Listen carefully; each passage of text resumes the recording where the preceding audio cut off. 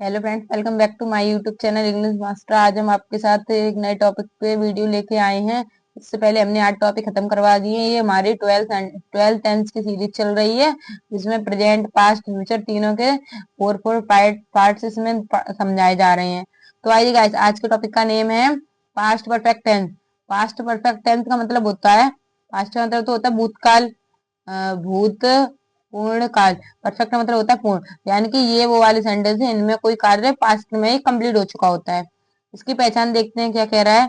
जिन वाक्यों में कोई कार्य भूतकाल में पूर्ण होता है, ये मैंने जैसे आपको अभी बताया था, ये वाले सेंटेंस ऐसे होते हैं जैसे कोई कार्य हमने पास्ट में कंप्लीट करके रख दिया पूरा का पूरा। तथा जिन वाक्यों के अंत में, आप देखिए सेंटेंस पहचाने कैसे डायरेक्ट सिंपली। जिन वाक्यों के अंत में चुका था, लास्ट में आ चुका था, जैसे मैं खाना खा चुका था, तुम कपड़े धो चुके थे। चुका था, चुकी थी, चुके थे, या फिर लिया था। मैंने नई किताब पढ़ ली थी, या फिर मैंने कपड़े धो लिया था। ऐसे करके वर्ड्स आएंगे, आदि शब्द आते हैं, वहां हम पास्ट परफेक्ट टेंस का यूज करते हैं। ऐसे वाक्यों में कभी कभी दो वाक्य के एक साथ भी जुड़े आते हैं। ये जो डबल सेंटेंस होते हैं वो मैं आपको अगली वीडियो में बताऊंगी। अभी हम सिंपल वाले समझ लेते हैं। अगर सिंपल वाले हमारे समझ में आ गए तो डबल वाले जल्दी आ जाएंगे। इसीलिए आइए आगे देखते हैं।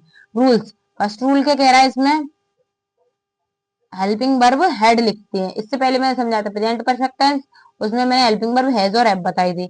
अब इसमें हैड आ रही है। एंड सेकंड रूल है, ये वाले बहुत सिंपल है, वर्ब के थर्ड फॉर्म का यूज करते हैं। आइएगा इस फॉर्मूला देखते हैं। सबसे पहले लिखेंगे हम इसमें subject, then had, then verb की third form, then object, then other word. Example क्या कह रहा है, वह है नए कपड़े पहन चुका था। वह है, गाइस बहुत सिंपल है। सब्जेक्ट है तो सब्जेक्ट की इंग्लिश लिख दी मैंने, फिर हेड लिख दी, हेल्पिंग वर्ब हो गई हमारी। वर्ब की थर्ड फॉर्म पहनना ही थर्ड फॉर्म हो गई। और न्यू क्लॉथ, नए कपड़े। और दो गाइस हमने पहचाना कैसे कि ये पास्ट परफेक्ट टेंस का है, क्योंकि इसमें चुका था लिखा है। और अभी मैंने ऊपर पढ़ा था, अगर चुका था आएगा तो पास्ट परफेक्ट टेंस है। आगे देखते हैं। तुम बाहर क्रिकेट खेल चुके थे। अब ये तो सिंगुलर सब्जेक्ट था, अब ये प्लूरल सब्जेक्ट। तो प्लूरल सब्जेक्ट में यहाँ पे घबराने की कोई बात नहीं है। पास्ट परफेक्ट टेंस है, सिंगुलर सब्जेक्ट हो या प्लूरल सब्जेक्ट, दोनों के साथ एक ही हेल्पिंग वर्ब यूज होती है। इसी बात के लिए तो सिंपल वाले सेंटेंस है। तो हमने लिख दिया यू हैड, हेल्पिंग वर्ब हमारी हैड हो गई, फिर खेलना की प्ले, प्लेड द क्रिकेट। अब बाहर की हो जाती है आउटसाइड। बहुत सिंपल है। आगे देखते हैं। नेगेटिव सेंटेंस में कुछ ज्यादा कठिन नहीं होता इसमें तो।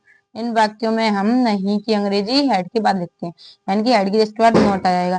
नॉट आएगा अगर टेंस में नहीं है तो, अगर कभी नहीं है तो उसमें नेवर लिख देंगे हम, नॉट को रिप्लेस करके। तुम दरवाजा बंद नहीं कर चुके थे। फिर से आगे गाइस, तुम की मीनिंग होती है यू के साथ हेल्पिंग वर्ब लग जाएगी हैड। अब इसमें नहीं आ रहा है तो नॉट आएगी हेड की जस्ट तुरंत बाद। बंद करना है close, closed the door. Next है, नेहा मंदिर नहीं जा चुकी थी। तो सब्जेक्ट हमारा हो गया नेहा, फिर हैड हेल्पिंग वर्ब, नॉट जाने की होगी, गो की थर्ड फॉर्म गॉन होती है, गॉन टू टेम्पल।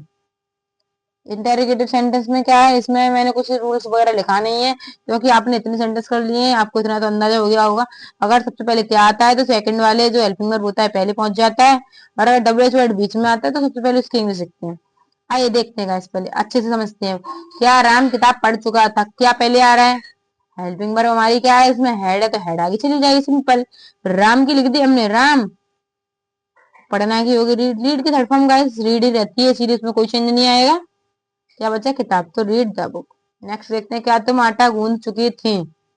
तो इसमें हेल्पिंग वर्ब हेड आ गई, तुम की हो गई यू। गूंथने की होती है गाइस नीडेड, नीड होती है, मैंने थर्ड फॉर्म के लिए, थर्ड फॉर्म है तो नीडेड हो गया द क्लोथ। एक बात और है गाइस, अगर के जस्ट बाद एन आ रहा है तो इसमें के साइलेंट होता है, इसको नीडेड पढ़ेंगे। जैसे कि जानना की मीनिंग होती है नो पढ़ते हैं उसको, पर स्पेलिंग बनती है के से स्टार्ट होते है, के एन ओ डब्ल्यू, लेकिन के हमारा साइलेंट रहता है। वह सुबह नाश्ता कब कर चुका था। अब गाइस ये आगे थोड़ा घुमाने वाला, कब की, अब ये कब आ गई यानी कि डब्ल्यू एच वर्ड है, तो सबसे पहले इसकी इंग्लिश सीखेंगे। बहुत सिंपल है, अगर आप समझते हो तो कोई प्रॉब्लम नहीं होगी। हमने कब की स्पेलिंग लिख दी वेन, हेल्पिंग वर्ब हो गई हमारी हेड, सब्जेक्ट क्या हमारा वो है तो ही हो गया। नाश्ता करना, करना की हमने लिख दी taken the breakfast at morning, सुबह की आ गई मॉर्निंग। एक बात बहुत सिंपल है गाइस, सेंटेंस हमेशा सब्जेक्ट लिखने के बाद डायरेक्ट पीछे बन जाते वर्ब, हेल्पिंग वर्ब वर्ब। इसके बाद आएंगे आपके बहुत बड़े बड़े सेंटेंस आएंगे, जैसे कि मेरे कपड़े धोने से पहले तुम खाना खा चुके थे, यानी कि डबल जॉइंट सेंटेंस आएंगे जो एक साथ में दो वाक्य जुड़े होंगे। वो मैं इसके बाद वाली वीडियो में बताऊंगी आपको। आई थिंक ये वाला प्रोसेस आपको सब समझ में आ गया होगा। अगर if you have any doubt and then you can comment me and I will solve your problem. Thanks for watching.